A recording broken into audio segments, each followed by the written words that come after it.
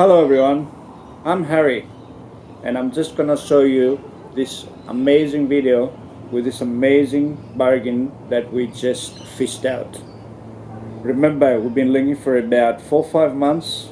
There's 3 of us to start off with, and we're looking for probably about 27, 28 foot and spend about $60,000 to $70,000. And then we looked at the bigger sizes, the 37 footers with the extra space that they offer. You can't believe what difference it makes, an extra 10 foot. Unbelievable. Anyway, 37 footers can get edition 1 for under $100,000, and some of them they were 150, even more. So we kept looking and looking and looking, and then we found this one here. But it was about 2 days away from Sydney. But we made the effort and we went there just to make sure that we get a good catch. And we did. Have a look. After a long search, we ended up near Northampton, where an offer was made on a boat that was 37 foot with 2 brand new engines. So we ended up at this beautiful marina near Northampton, which is a great marina compared to a lot of the marinas in Sydney, that they are very bouncy. This one here was very quiet, and it did have a huge wall for the waves from the outside. The feature of the place was this amazing mountain, this rock, this basalt rock. But we were here for another reason, and that was to look at this beautiful boat. Actually, the name of the boat is Boat, as you can see here in the video. Now, this boat here, it's a 37 footer. It's a Sunrunner.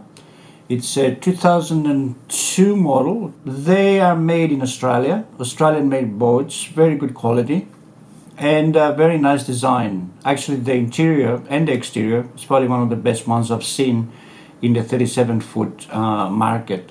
Now, as you can see on your videos here, the boat will probably just need a good buff, a good polish, and she will come up very nice. Now, at the back we have a thick floor, which is in fairly good condition. There's a couple of little strips missing, but that's nothing compared to the others we've seen.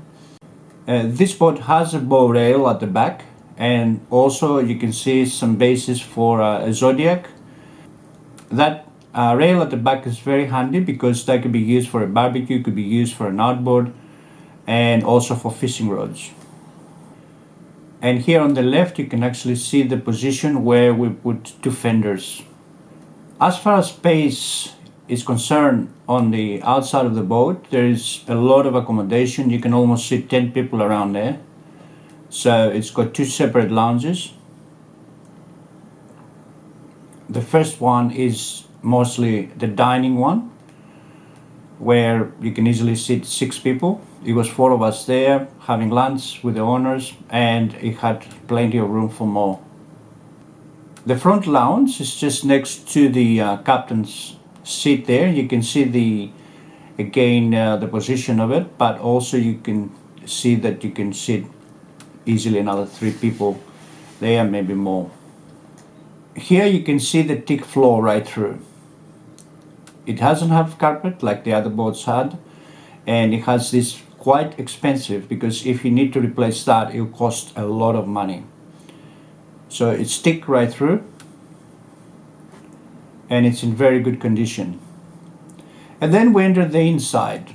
As you're going inside the cabin, you notice the space compared to the other 28 foot boats that we're looking at to buy for about 60,000, 65,000. This is double the size. So you can see the leather lounge on the one side with a dining table, and then further forward you can see the V berth. I slept on that. It was very nice. A couple can sleep on that easily. And then the ceilings above, they're designed in a very smart way.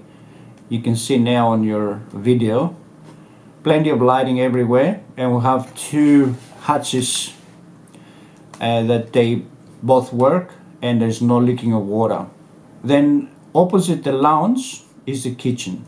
It's all done in very smart, nice timber, and you can see the fridge, the microwave, and the door that goes to the toilet. Now, the toilet is very spacious. It has a really good system with a macerator, and it works perfectly. That was one problem in one of the boats, that it wasn't working, and the cost to repair that, it's around about $1,000. We checked out the shower. There's a shower curtain, and it has a separate shower that you could actually have a comfortable shower. Now, with the hot water system, it's very, very hot, and it works with the generator and also with 240 volt from the marine power. This video is taken from the V-berth. You can now see again the kitchen on the left. You can see the lounge, the cupboards, and the door with the curtain that takes you to the aft cabin. Plenty of space between the kitchen and the dining for serving your friends and family. The kitchen has plenty of space, one sink, and plenty of space to drain your dishes, plus the cooktop that works again perfectly. The fridge is at 240 and 12 volts, which is a good thing. The small freezing compartment also works very nice. The microwave only works with 240 volt, but it's in good working order as well. And then you have the television position, plus some more cupboard space on your right. Now, this is one of their condition outlets. The air condition was really, really cold. Very, very nice. And also we checked it for heat, and that was also working very well. There's another outlet here on the floor, and there's an extra outlet also in the aft cabin. Now, the dining table is adjustable. You don't have to remove it like a lot of other boats. You just unscrew this one here basically, and you can adjust it to any height you want, or you can bring it down all the way, and then you can create another bed for another 2 people, which can be handy if you have more than 4 people staying on the boat. Now, going to the aft cabin, I was surprised to see that it has its own vanity unit. And now that thing that you see over there, it's not actually a toilet. I thought, why don't they put a toilet? But underneath that lounge, there is actually all the systems there, all the controls for all the power, for the batteries and everything. And then further to the left, there's plenty of room there with 2 singles. Now, that can be converted with a mattress, and it can be done into a double as well. But that's something that we have to decide if we want to do that or just leave it like that. The ceiling above, it's low like in a lot of these boats, but on this one here it wasn't too bad. It was actually quite good. You didn't feel claustrophobic in that space. Plenty of lighting all around. And you can see here now from the beds, you can see the extra seat there, plus you can see the vanity unit with more storage space. Now, above the head, there is a bulkhead higher than the other ceiling, and it has some lights as well. Those lights didn't work, or unless I couldn't find the switch, so that needs to be checked. And here it is again.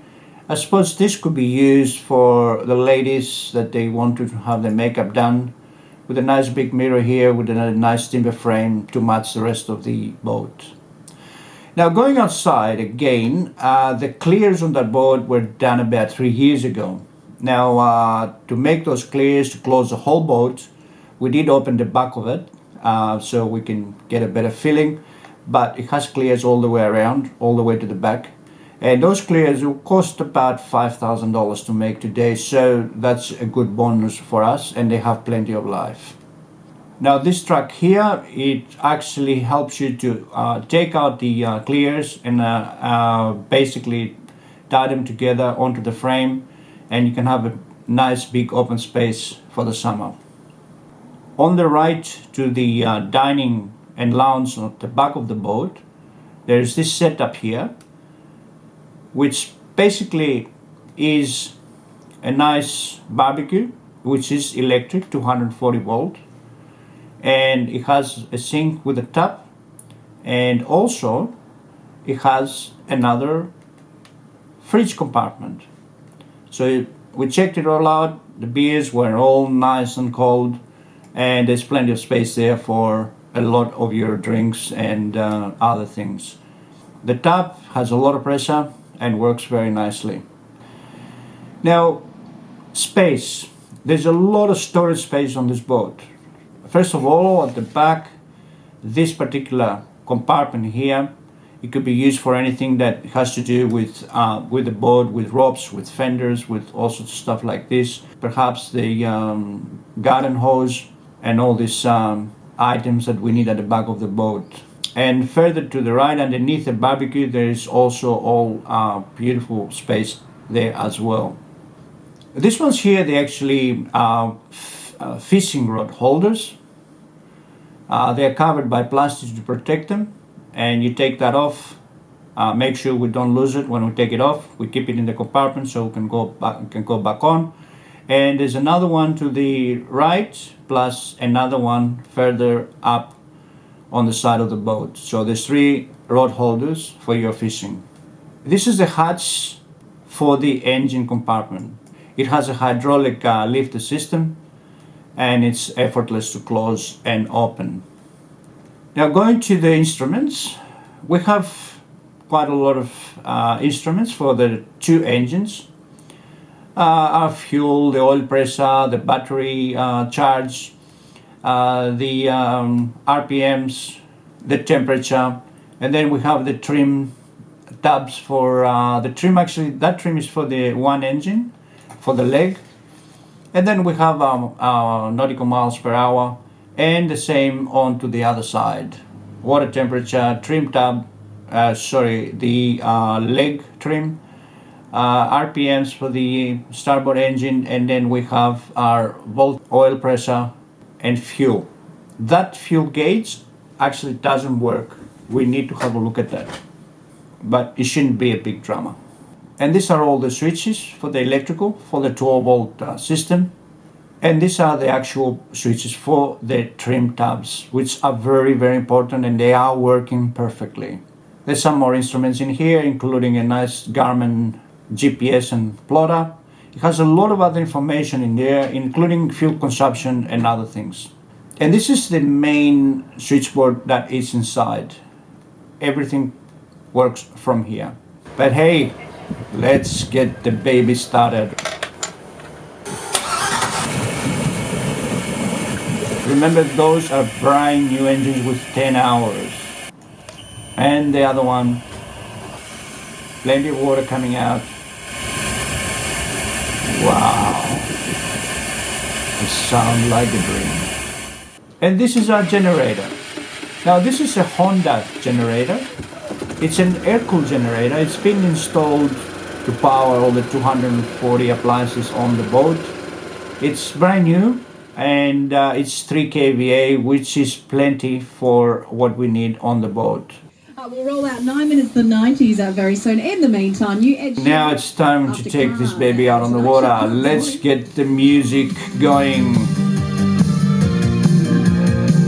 Here with the entertainment, we have 2 speakers on the berth, and there's also 2 speakers on the outside on the spoiler.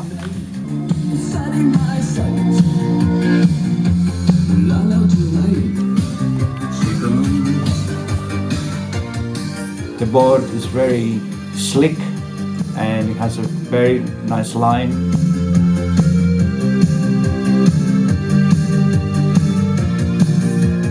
Yep, you guessed it right. No shoes on the boat allowed.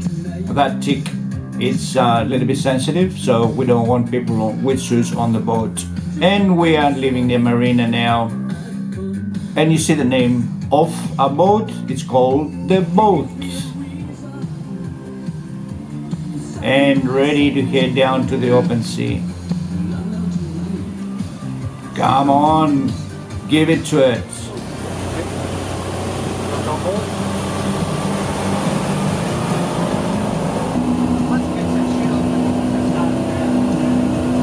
Well, the boat was very dirty because it hasn't been gone out for probably about 2 months.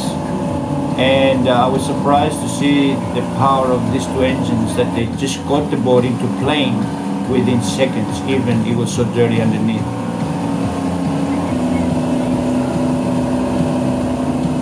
And we're doing now 35 knots, even the boat is dirty, and we're at 4,000 RPM.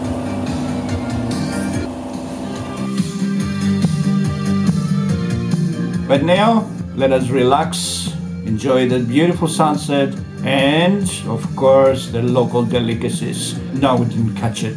We just bought it from the local shops there. Beautiful fresh local prawns and crab. Look at the size of this. And I tell you what, it was incredible. The taste of it, the size, and so cheap. We're paying $150 a kilo here in Sydney, and this one here only cost us $50 a kilo. We had a feast. This is the lifestyle we want. Come on, get on board.